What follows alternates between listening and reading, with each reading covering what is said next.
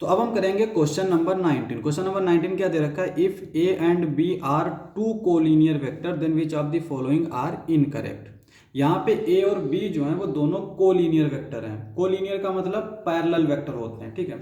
अगर एक वेक्टर है ए, ठीक है, और दूसरा वेक्टर है लेमडा ए, लेमडा यहाँ पे कोई भी रियल नंबर हो सकता है, तो इसका मतलब ये हुआ कि ये दोनों वेक्टर क्या होंगे, कोलिनियर होंगे, ठीक है।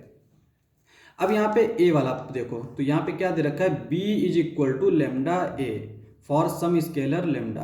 तो यहाँ पे कह रहा है कि b जो है वो लेमडा ए के इक्वल है। यही चीजें तो हमने बताई कि अगर एक वेक्टर a है, दूसरा वेक्टर लेमडा ए है, तो ये दोनों क्या होंगे, कोलिनियर होंगे। तो इसका मतलब ये हमारा ऑप्शन ट्रू हो जाएगा।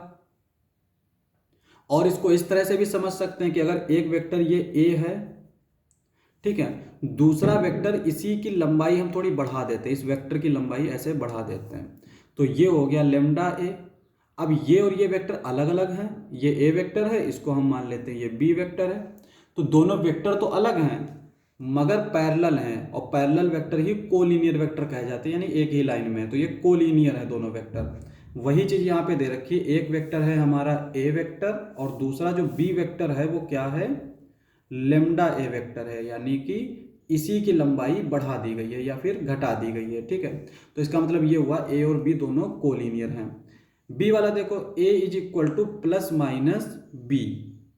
अब ये जो है, ये यहाँ पे जो ऑप्शन दे रखा है इसका मतलब ये हुआ कि ये कहना चाह रहा है कि ए जो है वो सिर्फ प्लस माइनस बी के इक्वल होगा, लेकिन ऐसा जरूरी नहीं, क्योंकि ए वेक्टर जो है वो 2 टाइम्स बी वेक्टर भी हो सकता है। जो कोलिनियर होंगे ए और बी दोनों कोलिनियर होंगे, जैसे कि यहाँ पे लेमडा हमारा कुछ भी हो सकता है, लेकिन इसका मतलब ये कह रहा है कि ये सिर्फ प्लस माइनस 1 होना चाहिए, प्लस माइनस 1 होना चाहिए लेमडा। तो ये हमारा इनकरेक्ट होगा, क्योंकि प्लस माइनस 1 के अलावा भी कुछ भी हो सकता है। सी दे रखा है the respective component A and B are not proportional. तो यहाँ पे ये भी गलत है, क्यों, क्योंकि जब यहाँ पे हम इस तरह से लिखते हैं ना, b is equals to lambda a, तो इसके जो कंपोनेंट होंगे और इसके जो कंपोनेंट होंगे वो प्रोपोर्शनल होंगे। प्रोपोर्शनल का मतलब ये होता है कि उनका रेशियो जो है वो सेम होगा, यानी b के जो b1 होगा और a का जो a1 होगा, b1 upon a1, b2 upon a2, b3 upon a3, ये सारे इक्वल होंगे, ठीक है। इसको बोलते हैं प्रोपोर्शनल। तो यहाँ पे कह रहा है कि नॉट प्रोपोर्शनल, तो ये भी इनकरेक्ट होगा।